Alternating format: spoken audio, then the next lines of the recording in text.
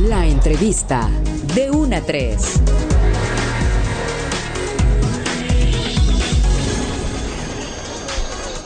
Precisamente sobre esto platicamos con Óscar Valderas, quien es periodista especializado en seguridad y precisamente en crimen organizado. Estimado Óscar, gracias otra vez por estar en este espacio. Buenas tardes.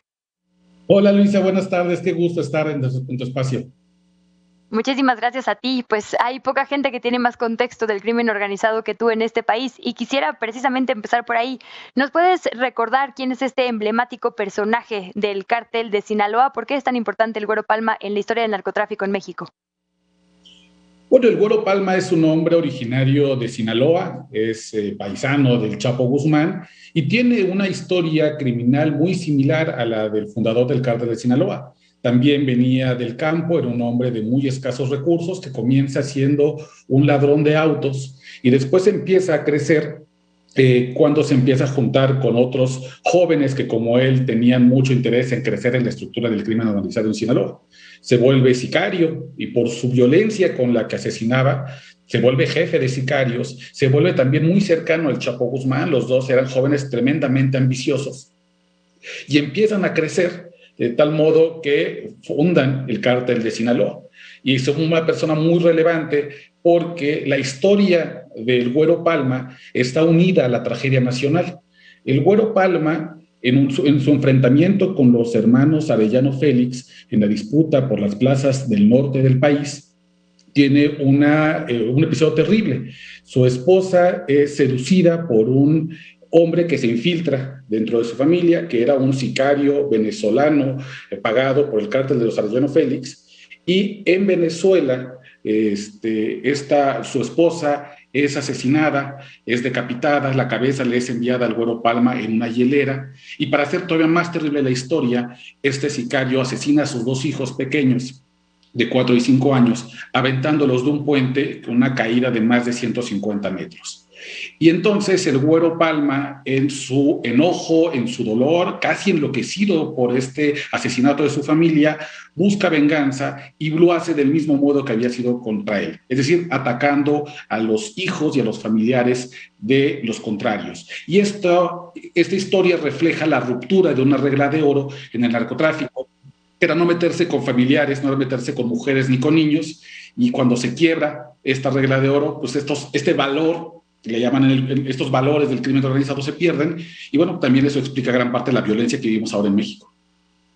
Terribles todas las historias que nos recuerdas, Óscar. Precisamente, ya entrando en materia de esta decisión, ya lo decíamos, un sábado en la madrugada, en día de asueto, además con esta premura, ¿no? Y con esta, digamos, prisa, ¿no? De las 24 horas, luego 48 para investigar. No sé si esto sea lo común, pero me llama la atención para empezar que haya sido una orden de un juez que, digamos, le liberara y no como se trata muchas veces en los casos de grandes capos, una fuga, ¿no? Hemos visto en otras ocasiones que personajes de este perfil más bien desaparecían de las prisiones. Esta vez hay todo un entramado que involucra al Poder Judicial. Sí, yo creo que eso es lo que es todavía más preocupante, el asunto de la absolución del Güero Palma por el delito de delincuencia organizada, principalmente también por el contexto en el cual estamos viviendo.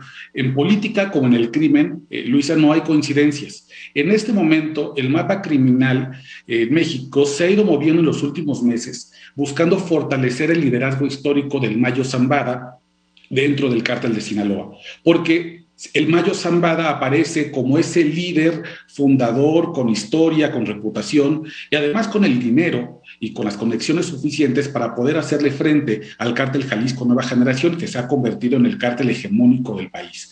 Y la eventual liberación, porque todavía no sabemos si va a quedar libre, aún está el Güero Palma en el altiplano esperando que le notifique si tiene alguna otra causa penal pendiente. Su eventual liberación podría fortalecer al cártel de Sinaloa de frente a esta batalla que ha arreciado en algunos estados del país, principalmente en el norte o en Zacatecas, por ejemplo, donde la pelea entre el cártel de Sinaloa y el cártel Jalisco ha sido muy fuerte, para desplazar al Mencho y su gente. No hay que olvidar que cuando el Chapo Guzmán es detenido por primera vez, el Chapo cede el control del cártel de Sinaloa al Mayo Zambada y al Güero Palma. Entonces, no es casualidad que esta liberación pueda coincidir con el fortalecimiento del liderazgo del Mayo Zambada en una especie de reacomodo de piezas criminales para poder frenar la influencia, el poderío y además la presencia del Cártel Jalisco. Ahora, Oscar, habiendo dos investigaciones en Estados Unidos que involucran al cártel de Sinaloa, pienso en la del ex titular de Seguridad Pública, Genaro García Luna, y precisamente la del Chapo Guzmán, ambas en la Corte de Nueva York, pienso que es muy difícil que no haya una causa en contra de otro de los integrantes de este cártel. ¿Probablemente haya algo en Estados Unidos o cuál es tu hipótesis? Yo creo que están buscando hasta por debajo de las piedras, porque no hay que olvidar que el Güero Palma llega al altiplano en 2016 tras un proceso de extradición. Él ya estuvo en Estados Unidos, él estuvo en la cárcel de Atwater, que está en el norte de California, donde fue sentenciado a 16 años, le dieron una pena reducida por su buena conducta y lo regresan a México en 2016.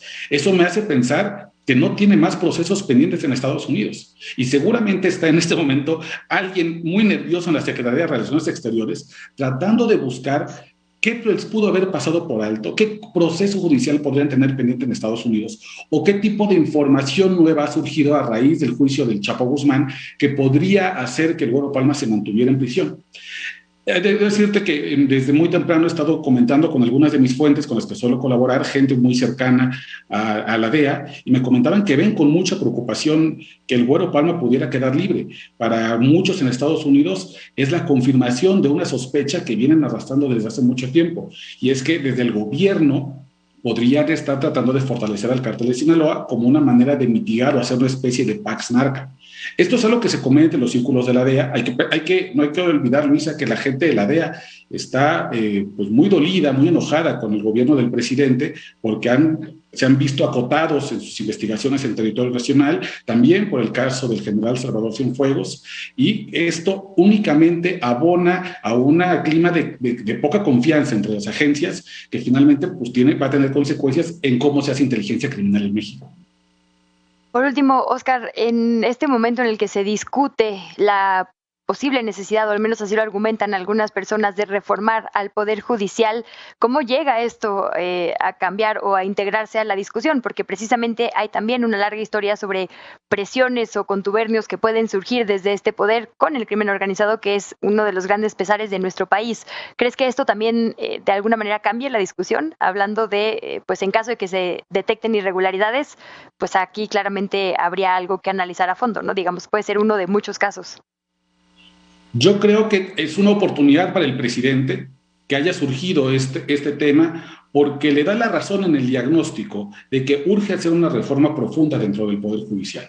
Creo que evidentemente se necesita, hay demasiados espacios opacos, hay demasiados rincones donde estas decisiones pueden caer por las rendijas de la corrupción y creo que para el presidente sí es una buena oportunidad decir, vean, esto es lo que pasa si nosotros no reformamos el Poder Judicial, si no empezamos a apretar tuercas, porque hoy la verdad es que los jueces pueden tomar ese tipo de decisiones con prácticamente ningún tipo de transparencia o de contarle a la sociedad por qué llegó a esta valoración. A mí me encantaría leer por qué este juez tomó esa decisión y por qué sintió que el mejor momento para tomarla era un sábado 1 de mayo de madrugada. Y creo que ese es el fondo. ¿Por qué los juzgadores de estos procesos tan importantes toman decisiones con base en qué criterios y que tienen que explicarlos a la sociedad? De otro modo, vamos a estar viendo esto todo el tiempo y justamente en momentos muy complicados para el país, como es en medio de una campaña electoral, en medio de una tensión creciente del gobierno mexicano y la DEA, y además justo en medio de un crecimiento que quiere tener el cártel de Sinaloa para retomar el poder hegemónico